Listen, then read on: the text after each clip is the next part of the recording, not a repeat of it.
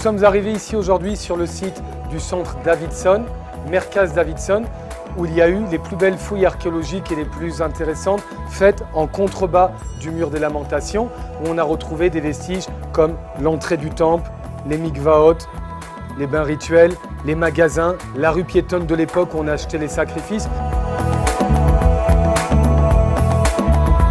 C'est le mur des lamentations où tout le monde prie aujourd'hui, le Kotel, et on voit sa continuité. Ce même mur a la même sainteté que le Kotel en contre-haut où tout le monde prie. Et on voit là-bas une genre de début d'arcade.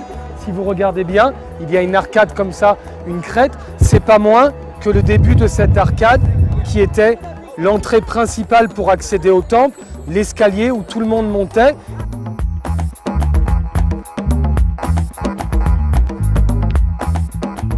Nous sommes arrivés ici dans une des parties de la rue piétonne de l'époque du Second Temple, à l'entrée du Beth Amikdash.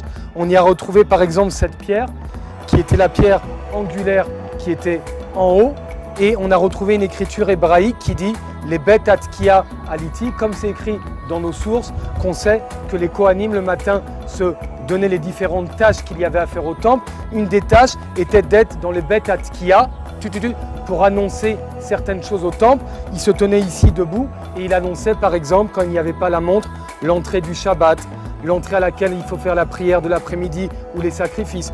Tout le temps était dirigé par ce Kohen-là qui le donnait au Beth Atkia.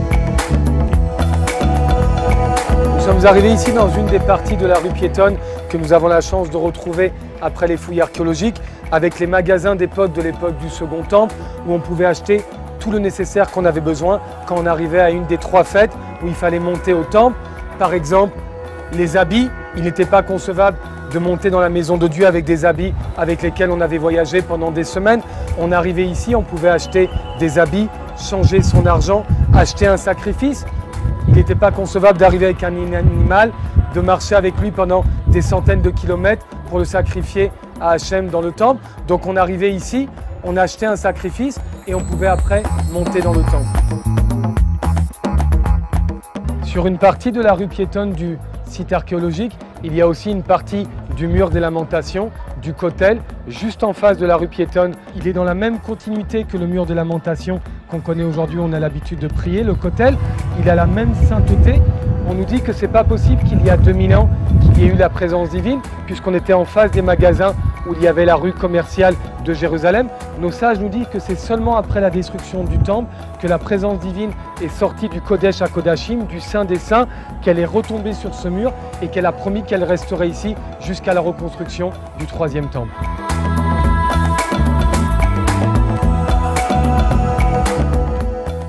Avant d'arriver au temple, où l'entrée principale est juste derrière nous, il était important pour chaque juif de se purifier. Nous avons retrouvé ici, sur le site du Merkaz Davidson, une chaîne de mikvaot, de bains rituels, où les gens se purifiaient depuis le lever du soleil jusqu'à la tombée de la nuit. Il était important de se purifier le même jour, sinon c'était caduc.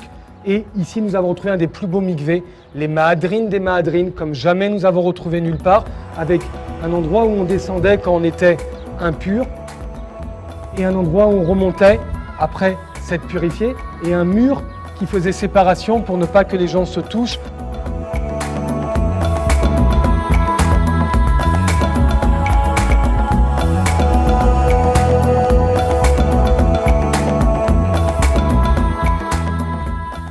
Dans ces fouilles archéologiques, nous avons retrouvé ici les escaliers de l'époque du Second Temple qui menaient à l'entrée du Beth Amikdash.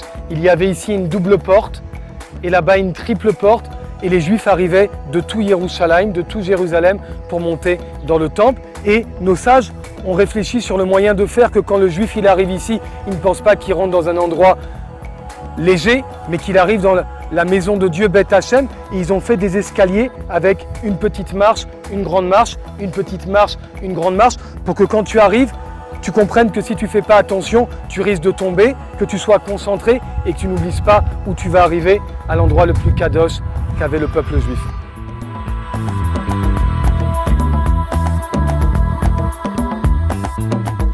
Nous sommes arrivés ici au musée intérieur du site archéologique Davidson, où sont exposées toutes les pièces archéologiques qui ont été retrouvées sur le site, comme les fioles d'huile pour que les gens soient éclairés dans leur maison, les pièces de monnaie de l'époque, les poids pour les mesures, comme nous disent nos sages, pour savoir comment vendre des légumes ou des habits ou de l'or, des pierres avec écrit des versets en hébreu.